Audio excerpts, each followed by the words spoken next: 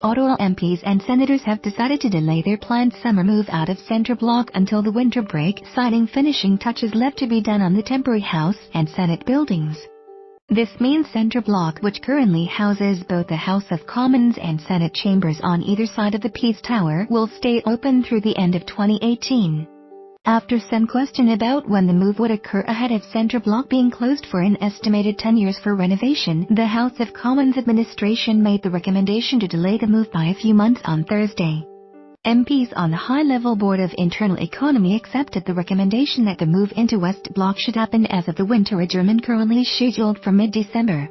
West Block has been under construction since 2011 in anticipation for becoming the temporary House of Commons, while Centre Block is closed for a decade of revamping. But beginning this summer, some MPs' offices will be moved out of Centre Block.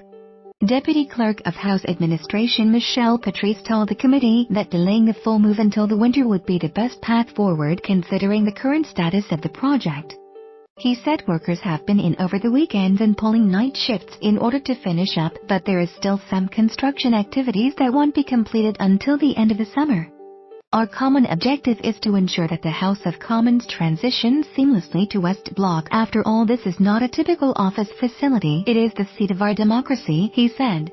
Rolling out the move in phases won't cost any additional money, Patrice told the committee. In a follow-up email, Public Services and Procurement Canada, the department overseeing the construction, said as long as the department has access to significant empty portions of Centre Block for a planned investigation of the building, escalation costs for construction won't be incurred.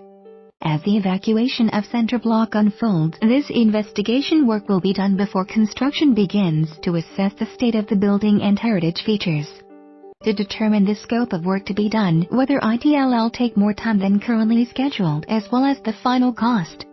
The renovation of West Block comes with an $863 million price tag, plus another $129 million for the Visitors Centre built beside it.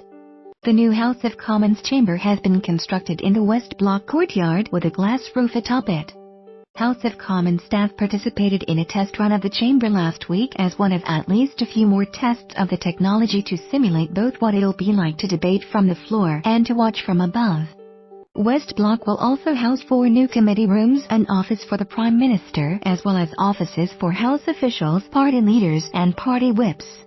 Once MPs and senators move back into Centre Block, it will be repurposed for other parliamentary purposes. Senate delays to January 2019. Early Thursday morning, senators agreed to delay fully moving into their temporary new home, the Government Conference Centre, until the winter. While initially the plan was to be fully operational in time for the fall sitting, it will now be January 2019.